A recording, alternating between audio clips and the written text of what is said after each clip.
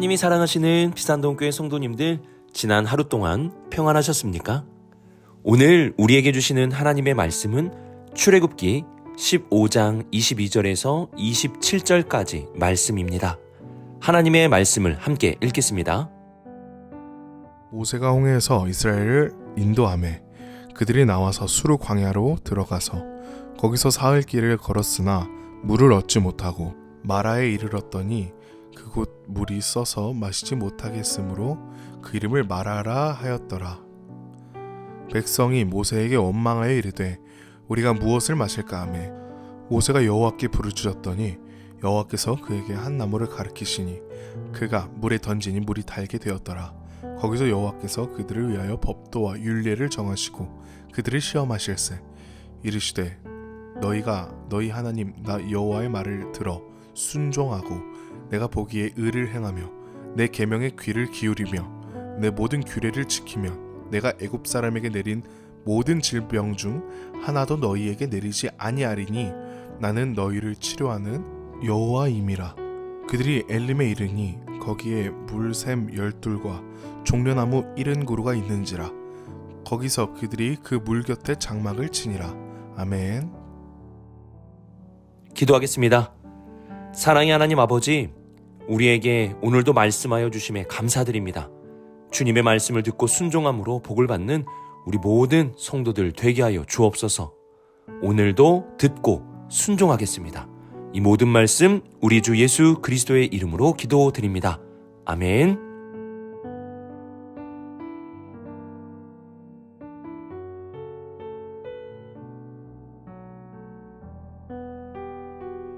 애굽 군대와 막다른 바다에서 구원해 주신 하나님의 능력과 은혜를 찬양하며 이스라엘 백성들은 수르 광야로 들어가게 되었습니다. 광야는 앞서서도 말씀드렸듯이 훈련의 장소입니다.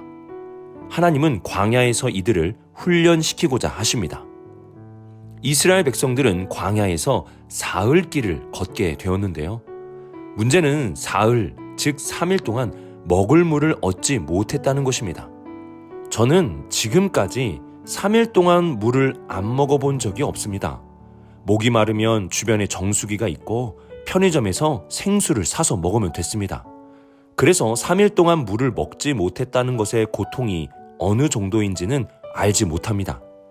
그런데 응급의학과 전문의가 말한 자료를 보니까 사람에 따라서 조금 차이는 있지만 보통은 48시간 동안 사람이 물을 마시지 않으면 생명에 지장을 줄 수 있다고 말합니다.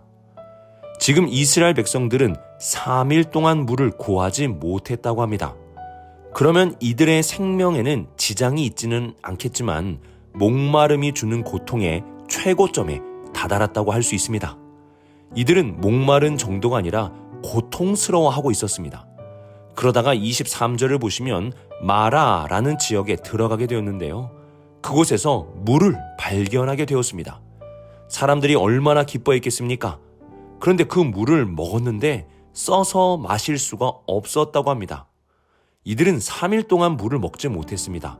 그러면 웬만한 물이라면 다 먹었을 것입니다.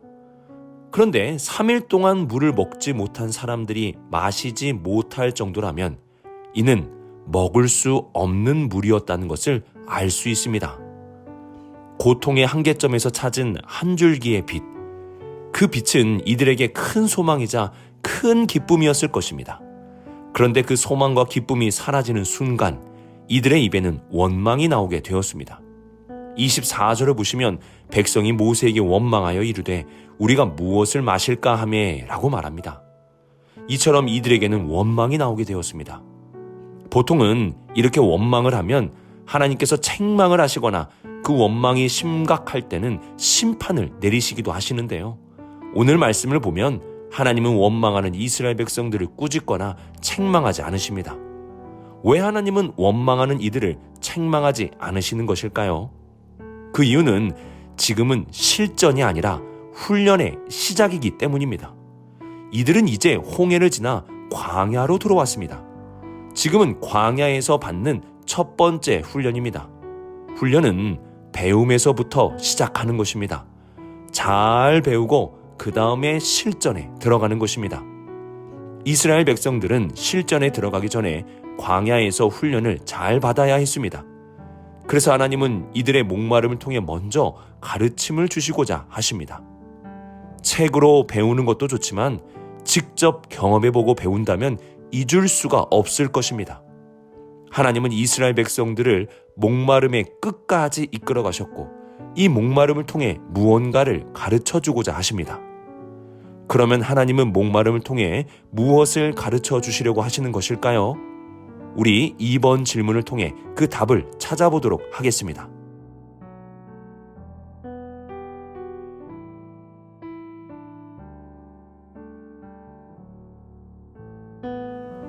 하나님은 원망하는 이스라엘 백성들의 소리를 듣고 부르짖어 기도하는 모세에게 한 나무를 가리키시고 그 나무의 나뭇가지를 쓰디쓴 물에 던지라고 말씀하십니다. 그리고 모세는 하나님의 말씀에 순종하여 그 나뭇가지를 먹을 수 없는 물에 던지게 되었습니다. 이스라엘 백성들은 하나님의 말씀에 순종하는 모세의 모습을 다 보았을 것입니다. 그리고 그 물을 먹었더니 물의 맛이 달게 바뀌었습니다. 먹을 수 없는 물이 먹을 수 있는 물이 된 것입니다. 그리고 25절을 보시면 왜 이들에게 쓴 물을 만나게 하셨는지 그 이유를 말씀하십니다. 중반절을 보시면 거기서 여호와께서 그들을 위하여 법도와 율례를 정하시고 그들을 시험하실세라고 말씀하십니다. 하나님은 이곳에서 법도와 율례를 정하시고 그들을 시험하셨습니다. 무엇에 대한 시험입니까? 26절 상반절 보시면 너희가 너희 하나님 나 여호와의 말을 들어 순종하고 내가 보기에 의를 행하며 내 계명에 귀를 기울이며 내 모든 규례를 지키는지 시험하겠다고 말씀하십니다. 즉 순종의 시험인 것입니다. 하나님은 쓴물 앞에서 하나님의 말씀에 순종하는 모세의 모습을 보여주셨습니다. 쓴 물에 나뭇가지를 던진다고 하여 그 물이 먹을 수 있는 물이 되겠습니까? 하지만 하나님의 말씀에 순종했더니 먹을 수 없는 물이 먹을 수 있는 물로 바뀌게 된 것입니다. 하나님은 광야에서 이스라엘 백성들에게 하나님의 말씀에 순종하는 법을 가르치고 계시는 것입니다. 직접 경험하고 깨닫도록 철저하게 가르치십니다. 왜 그러합니까? 사람은 떡으로만 사는 것이 아니라 하나님의 입에서 나오는 말씀으로 사는 것이기 때문입니다. 하나님의 백성은 하나님의 말씀으로 사는 법을 배워야 합니다. 진짜 사는 길은 먹고 마시는 것에 있는 것이 아니라 하나님의 말씀에 순종할 때 주어지는 것입니다. 앞으로 광야에서 어떻게 삽니까? 물도 없고 먹을 것도 없는데 어떻게 이 광야에서 살아갈 수 있겠습니까? 하나님이 가르쳐 주십니다. 하나님의 말씀에 순종하면 광야에서도 살아갈 수 있다. 살게 하는 것은 먹는 것이 아니라 하나님의 말씀이다. 이것을 가르쳐 주시는 것입니다. 하나님은 우리에게 순종함으로 사는 법을 가르쳐 주십니다. 이를 위해 때로는 고난과 아픔으로 몰아넣기도 하십니다. 힘든 광야 속에 몰아가시기도 하십니다. 이러한 하나님의 훈련 앞에서 우리는 배워야 하는 것입니다. 사람이 사는 것은 먹는 것에 있는 것이 아니라 하나님의 말씀에 있다는 것을 배워야 합니다. 이러한 하나님의 가르침을 배워 잘 깨닫게 된다면 쓴물이 있는 광야에서 단물로 바뀌게 되는 놀라운 기적이 우리에게 일어나게 될 것입니다.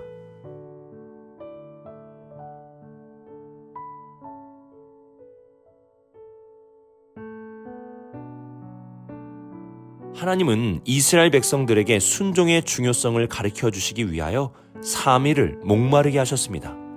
그리고 그 3일 길 끝에 쓴물을 만나게 하셨습니다. 그리고 쓴물 앞에 원망하는 이스라엘 백성들에게 순종하는 모세의 모습을 보여주셨고 먹을 수 없는 물이 먹을 수 있는 물로 바뀌게 되는 놀라운 현장을 보여주셨습니다. 한 걸음 더 나아가 27절을 보시면 이들이 엘림이라는 곳에 도착하게 되었는데요. 그곳은 물샘 12과 종려나무 70그루가 있었다고 말씀합니다. 사막에서 오아시스를 만나게 된 것입니다. 27절에서 숫자가 12와 70이라는 것을 사용하고 있는데요. 이 숫자는 상징적인 숫자로 12는 이스라엘의 12지파를 상징하고 70은 이스라엘의 장로들의 숫자, 즉 지도자들의 숫자를 말합니다. 이는 이스라엘 전체가 풍성하게 먹고 마실 수 있는 곳이 바로 엘림이었다는 것을 보여주는 것입니다. 하나님은 순종함으로 쓴 물을 단물로 바꾸어 주셨고 그 순종의 끝에 풍성한 오아시스를 엘림에서 만나게 하셨습니다. 이들은 마라라는 지역과 엘림이라는 지역을 통해 하나님의 가르침을 배우게 되었습니다. 마라에서는 순종함으로 쓴 물이 먹을 수 있는 물로 바뀌게 되는 것을 배우게 되었고, 엘림에서는 순종의 결과가 풍성함이라는 것을 배우게 되었습니다.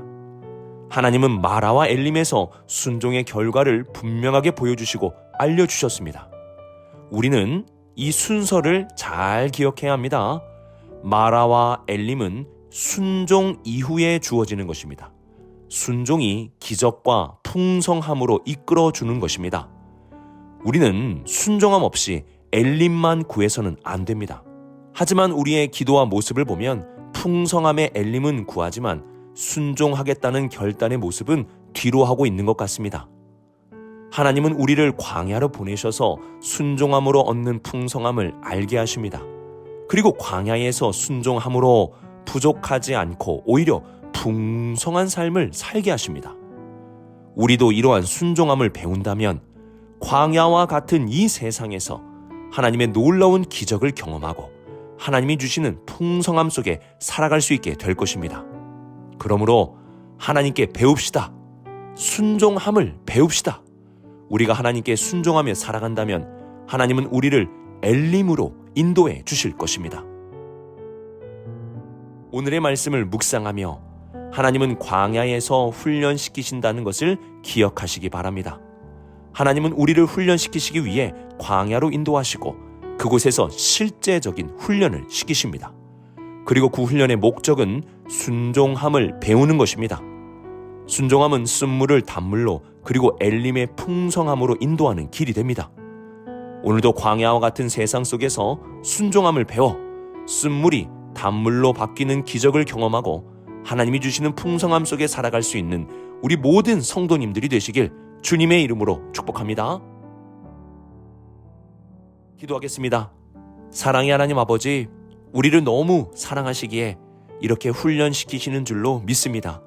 광야에서 원망의 소리보다 하나님이 주시는 훈련을 받아 순종하는 하나님의 백성이 되게 하여 주옵소서. 오늘도 순종함을 배워 하나님의 기적을 보게 하시고 풍성함에 이르게 하여 주옵소서. 이 모든 말씀 하나님의 아들 우리 주 예수 그리스도의 이름으로 기도드립니다. 아멘.